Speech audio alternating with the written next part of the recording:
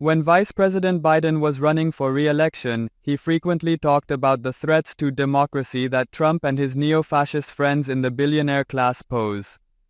On the other hand, Governor Tim Walz and Vice President Kamala Harris are referring to freedom. At the DNC this week, people have been enthusiastically waving signs that say freedom. Although not entirely avoided, the term democracy has been largely absent from both the signage and the presentations of the various speakers. Beyoncé's Freedom has been the unofficial theme song for Vice President Harris. Freedom from control, freedom from extremism, and freedom from fear was even mentioned in the 3-minute video to that song that preceded her performance on Monday night. Additionally, Governor Tim Walz issued the following ultimatum last night. We additionally safeguarded conceptive opportunity on the grounds that in Minnesota, we regard our neighbors and their individual decisions. I'm letting you in on how we began a family since this is a major part about what's going on with this political race. Freedom. At the point when conservatives utilize the word opportunity, they imply that the public authority ought to be allowed to attack your primary care physician's office. Corporations can pollute your water and air at will. Also, banks allowed to exploit clients. However, when we liberals discuss opportunity, we mean the opportunity to make a superior life for you and individuals that you love. Opportunity to pursue your own medical care choices. Also, your kids' ability to attend school without fear of being shot in the hallway. Why is democracy prioritized over freedom? What distinguishes the two, both rhetorically and practically, and why has the Harris campaign shifted? After all, Republicans have used the word freedom as if it were their own personal logo ever since Reagan. There's the Conservative Opportunity Council in the House, the extremely rich person financed informing bunch Freedom Works, and surprisingly the harmfully against association opportunity establishment. Republicans even changed the name of the French fries that were being served in the House cafeteria to Freedom Fries when Bush lied us into a false war against Iraq in order to win his re-election. And who can forget Mike Pence's assertion that Obamacare took away our freedom? He suggested that we simply purchase our own private health insurance because that industry was built on freedom and individual responsibility. And he said that Obamacare took away our freedom. When he was Speaker of the House, Paul Ryan supported Pence by saying, "The ability to buy what you want and what you need is freedom. Obamacare is Washington telling you, regardless of your requirements, what to buy." During coronavirus, conservatives coordinated many hostile to lockdown opportunity rallies and marches, saying, "We won't stop until we get our opportunities back." They are the same people who argued that lockdowns and mask requirements violated their freedom in an unconstitutional manner. As a result, they spent much of 2020 proudly refusing to wear masks and succumbing to COVID as a result of their freedom. In a preview of January 6th, they even occupied the Michigan Capitol with assault weapons because, according to them, Governor Gretchen Whitmer's efforts to prevent COVID deaths in Michigan were an attack on their freedom.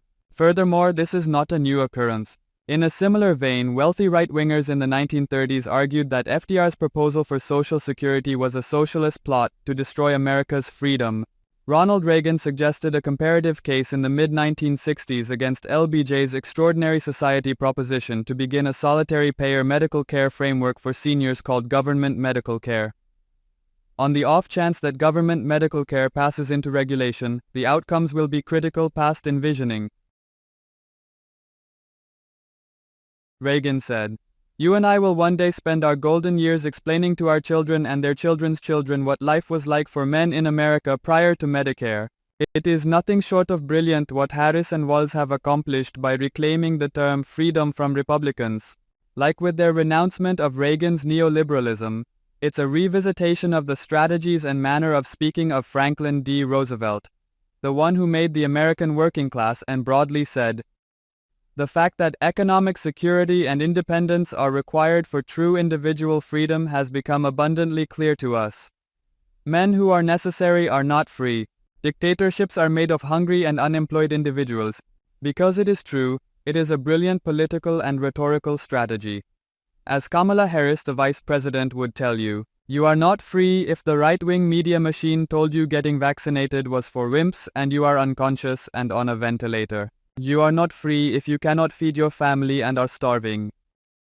Assuming you're apprehensive each day that your youngster may not get back home from school on the grounds that the GOP has soaked the country with attack weapons, you're not free. You are not free if your landlord threw you out on the street and you are now homeless because you can't afford rent and lost your job. On the off chance that you're pregnant and terrified of being tossed behind bars, you're not free. You are not free if you are queer in an America where Republican politicians use hate as a political tool. You are not free if you are ill and are afraid to go to the hospital because you are worried that the costs will leave you broke and homeless. You are not free if you need to attend college or a trade school to improve your life but cannot afford it. A foundation that enables people to move beyond survival struggles and toward meaningful life activities is necessary for true freedom. It's the dirt wherein a working common society and a sound free endeavor framework are established. Additionally, it encourages tolerance and respect for all members of society. We know from the experiences of nations all over the world that societies with a strong middle class, a strong social safety net, and a strong democracy grow freedom the fastest and best over the long term. Just look at Australia, South Korea, Taiwan, or Northern Europe. That working class and its opportunity develops with instruction, a task that pays a fair pay, and admittance to medical care that doesn't bankrupt you, things that, with the exception of the United States, are guaranteed as rights by almost every developed nation in the world.